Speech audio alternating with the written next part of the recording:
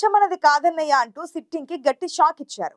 కూటమి ప్రభంజనంలో ఆ యువనేతకు ప్రజలు పట్టం కట్టేశారు. తండ్రి ఆశయాన్ని లక్ష్యంగా పెట్టుకున్న ఆ వారసుడి ముద్ర ఎలా ఉండబోతోంది? ఆ సెగ్మెంట్ లో తండ్రికి రిటర్న్ గిఫ్ట్ ప్లాన్ చేసిన ఆ యువ ఎమ్మెల్యే పొలిటికల్ జర్నీ ఎలా ఉండబోతోంది?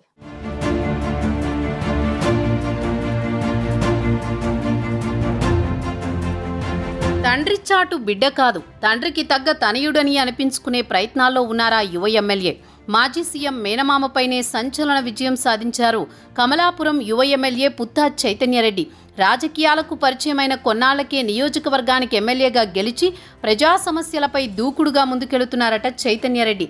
కమలాపురం నియోజకవర్గం నుంచి ఎన్నికవుతూ వస్తున్న నేతలు ఎమ్మెల్యేలుగా చక్రం తిప్పారే గాని అభివృద్ధికి మాత్రం ఆమడ దూరంలో ఉందని ప్రజలు చర్చించుకుంటున్నారు. అలాంటి చోట తండ్రికి సాధ్యం కాని మ్యాజిక్ కొడుకు చేసి చూపించారు. పుత్తా నరసింహారెడ్డి 4 పర్యాయాలుగా బరిలో నిలిచినా ఓడిపోతూనే వచ్చారు. కానీ ఆయన కుమారుడు చైతన్యరెడ్డి మాత్రం తొలి ప్రయత్నంలోనే ఘన విజయాన్ని సొంతం చేసుకోవడం విశేషం.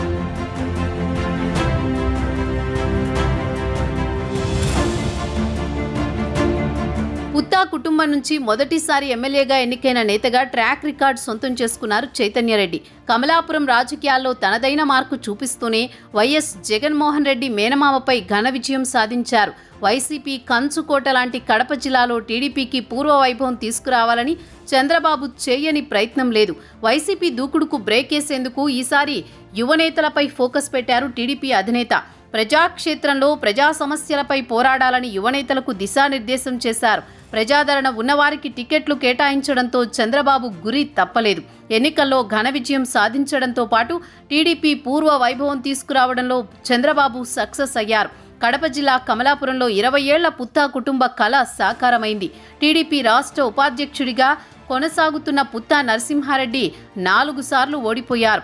అయినా వెనకడుగు వేయకుండా నిత్యం ప్రజల్లో ఉంటూ కార్యకర్తలకు అండగా నిలబడ్డారు. 2014లో టీడీపీ అధికారంలోకి వచ్చిన పుత్తా నరసింహారెడ్డి మాత్రం ఓడిపోయారు. అయినా కమలాపురం అభివృద్ధికి నిధులు తెచ్చి నియోజకవర్గంలో తనదైన ముద్ర వేయగలిగారు.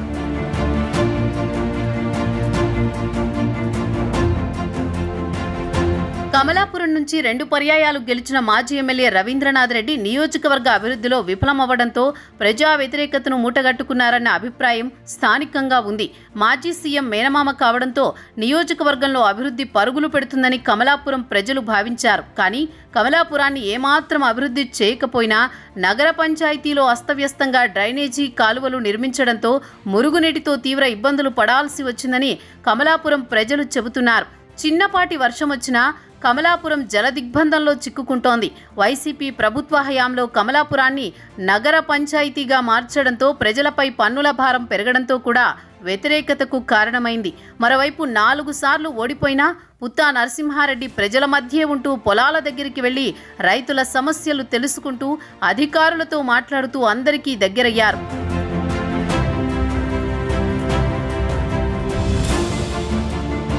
తండ్రి వారసత్వ రాజకీయాలను అందిపుచ్చుకున్న ఆయన కుమారుడు పుత్తా చైతన్యరెడ్డి నిత్యం ప్రజల సమస్యలపై పోరాడుతూ మంచి గుర్తింపు తెచ్చుకున్నారు. యువనేతలకు చంద్రబాబు అవకాశం ఇవ్వడంతో చైతన్యరెడ్డి కమలాపురం అసెంబ్లీ టికెట్ లభించింది. ఎమ్మెల్యేగా ప్రమాణ స్వీకారం చేసిన మర్నాటి నుంచే నియోజకవర్గ అభివృద్ధిపై దృష్టి పెట్టారు యువ ఎమ్మెల్యే. అధికారులతో సమావేశాలు నిర్వహించి నియోజకవర్గ అభివృద్ధికి ప్రణాళికాబద్ధంగా వ్యవహరిస్తున్నారు చైతన్యరెడ్డి. స్థానికంగా ప్రజా సమస్యలపై వీక్లీ రిపోర్ట్ పంపించాలని అధికారులకు సూచించారు. నిత్యం అందుబాటులో ఉంటానని సమీక్షా సమావేశంలో అధికారులకు దిశానిర్దేశం చేశారు. నగర పంచాయతీలో పనులను పరిశీలించి అసంపూర్తిగా ఉన్న పనులను పూర్తి చేయాలని, ప్రజలకు ఎక్కడ అసౌకర్యం లేకుండా చర్యలు చేపట్టాలని అధికారులను ఆదేశించారు.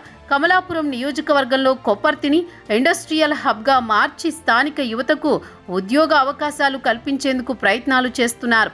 టీడీపీ ఎమ్మెల్యే తండ్రి రాజకీయ ఆశయ సాధన కోసం కొడుకు ఎమ్మెల్యేగా ఎన్నికై ఆ దిశగా అడుగులు వేయడంతో పాటు నియోజకవర్గ అభివృద్ధిని లక్ష్యంగా పెట్టుకోవడంతో కమలాపురం రాజకీయాల్లో కొత్త ట్రెండ్ మొదలైంది.